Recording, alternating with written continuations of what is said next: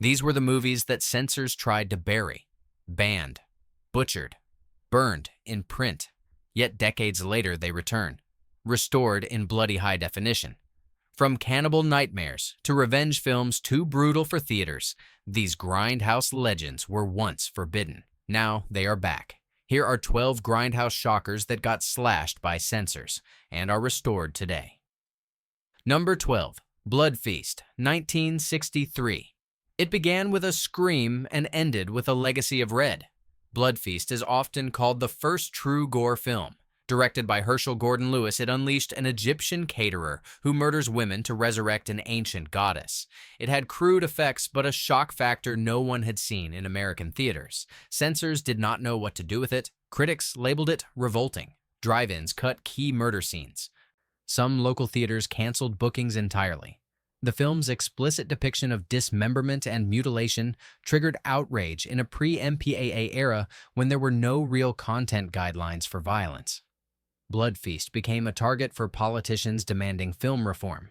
But what they failed to understand was how deeply this trashy horror flick would shape an entire generation of exploitation cinema. Over the years, various cuts circulated with missing gore sequences. Only in the 2010s did fans finally get a true uncut version, fully restored from original negatives, with all its infamous tongue-pulling glory intact. Its cheapness is still there, but its historical importance is undeniable. Today, Blood Feast is available fully restored in HD from Arrow Video and other boutique labels. It may not be art, but it was the start of something blood-red and unstoppable. Number 11. Fight for Your Life, 1977. Few films have faced bans on both sides of the Atlantic for sheer offensiveness. Fight for Your Life was marketed like a revenge thriller, but played more like psychological torture. It follows a white escaped convict who terrorizes a black family in their home using racism as his primary weapon. What unfolded was so incendiary, it was pulled before wide release. The British Board of Film Classification outright banned it. American censors refused to grant it a rating.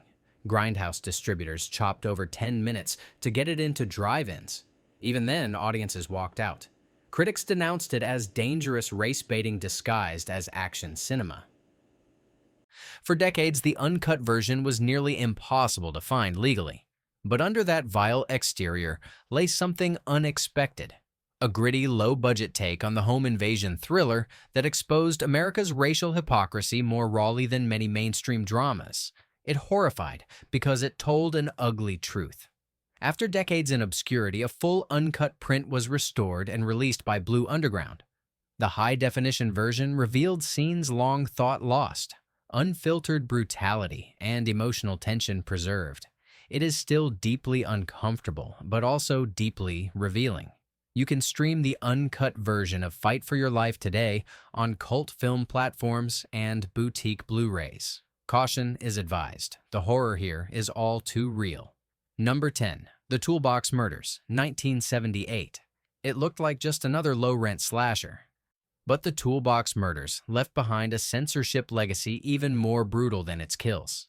Set in a seedy Los Angeles apartment complex, the film opens with a string of grisly murders using everyday hardware: a hammer, a drill, a nail gun. It was presented so bluntly that it crossed a line even for Grindhouse fans. British censors banned it outright and labeled it a video nasty. American theaters trimmed nearly 10 minutes of graphic content. One infamous bathtub scene involving a power drill became a lightning rod for protests. Feminist groups called it misogynistic. Moral crusaders used it as proof that exploitation cinema had no boundaries left. But beneath the mayhem was a strange pivot. The second half shifts from slash and burn to kidnapping mystery with a psychological twist.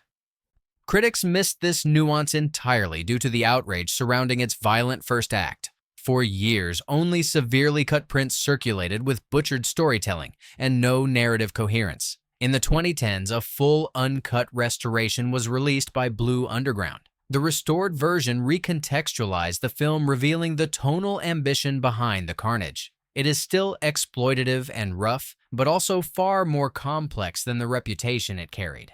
Today, the fully restored Toolbox Murders is available on Blu-ray and digital. It remains controversial, but for fans of transgressive horror, its restoration is essential viewing.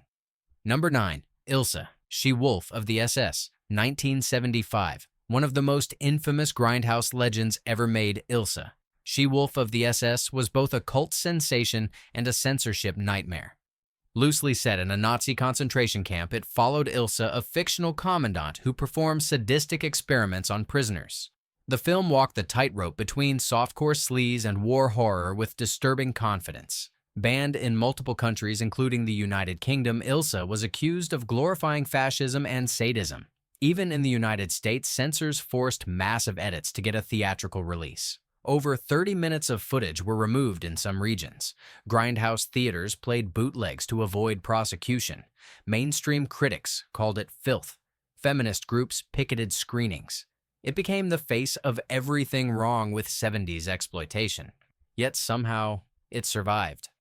Star Diane Thorne turned Ilsa into a strange symbol of power. The film's production values and outrageousness drew midnight movie audiences. For decades, however, no one saw it the way it was originally intended. In recent years, Severin Films acquired the rights and fully restored Ilsa in stunning high definition from original prints.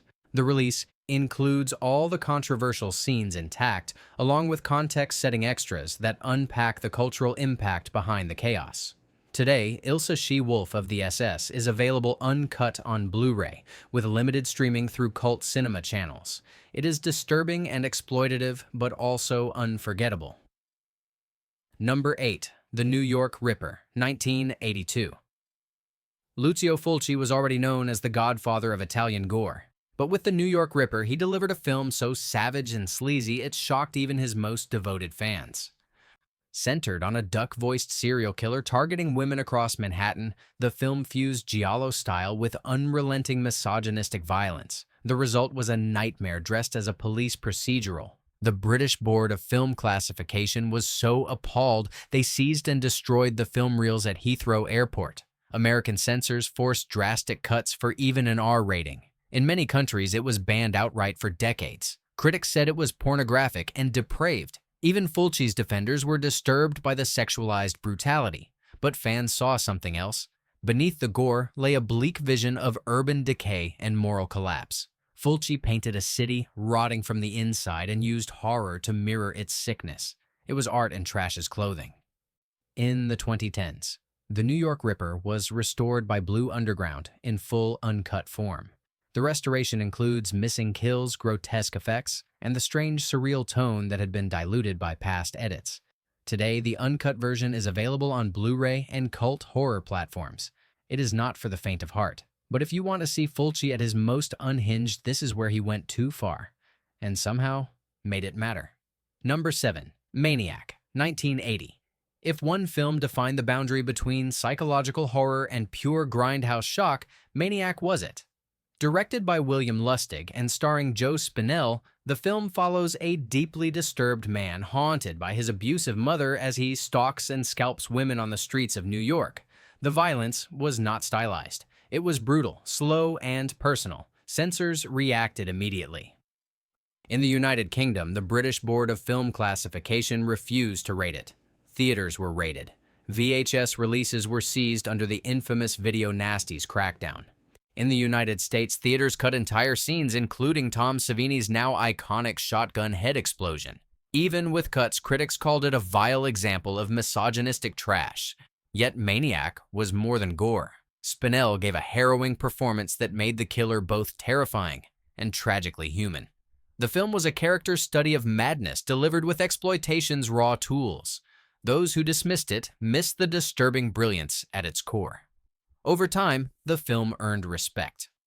In the 2010s, Blue Underground restored Maniac in 4K from the original negatives. The result was a revelation. Viewers saw the movie as it was meant to be. Ugly, yes, but haunting. The uncut version restored the full effect of Lustig's grimy vision. Number 5. Tenebrae, 1982. Dario Argento's Tenebrae was supposed to be his return to giallo glory. What he delivered instead was a slick, self-aware slasher soaked in red and controversy. Set in Rome, it follows a crime novelist whose fictional murders start happening in real life. But Argento took the gore to a new level. Graphic throat slashes, axe attacks, and one unforgettable arm severing that erupts like a fire hose.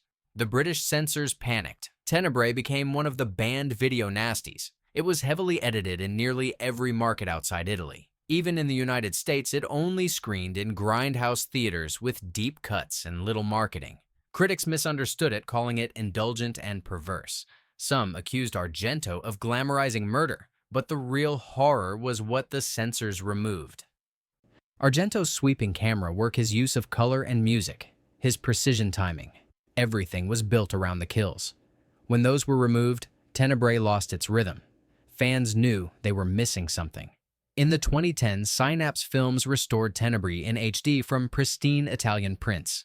The full version returned with every frame intact, including the infamous glass door death sequence and Goblin's moody synth soundtrack.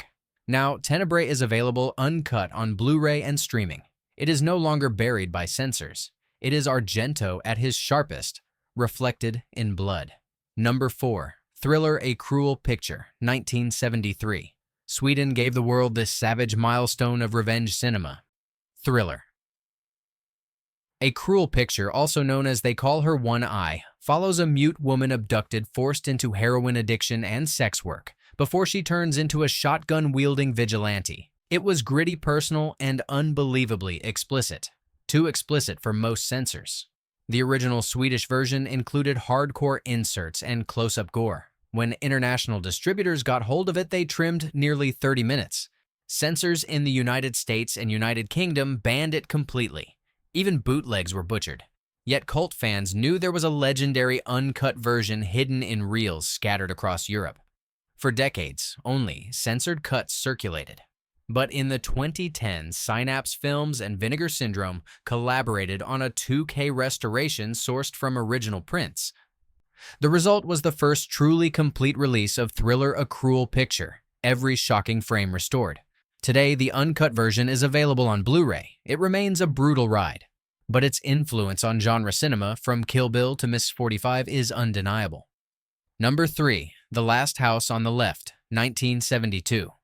Before A Nightmare on Elm Street, Wes Craven made this low-budget monster. The Last House on the Left was raw, unfiltered revenge horror about two girls kidnapped and murdered by a gang, and the brutal payback that followed.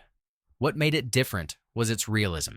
The violence was not stylish. It was ugly, close, and often improvised. Censors reacted with fury.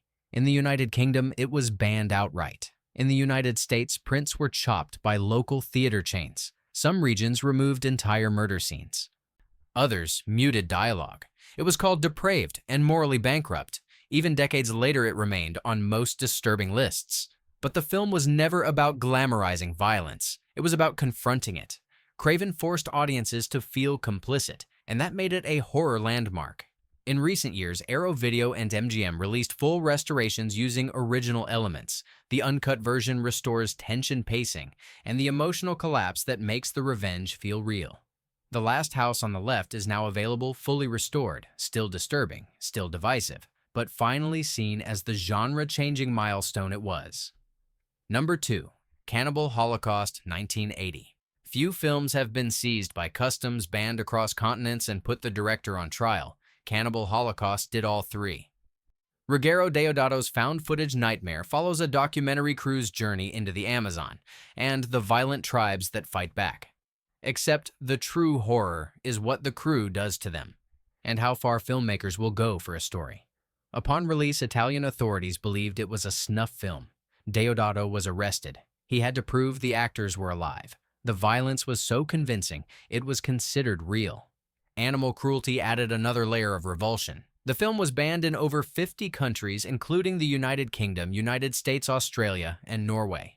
Only in the 21st century did restoration efforts begin. Grindhouse Releasing and Shameless Films spearheaded remasters from original reels, preserving every banned scene with proper context. Some editions even allow viewers to skip the animal cruelty footage. Today, Cannibal Holocaust is available in uncut high-definition editions with commentary and ethical disclaimers. It remains one of the most controversial films ever made, but also one of the most discussed in film history classes. It asked whether cinema itself could be immoral, and dared to answer yes. These Grindhouse shockers were censored, banned, and buried. But time could not silence them. Restored frame by frame, they now return in all their savage glory. Which one will you watch first? Like, share, and subscribe for more cinematic deep dives.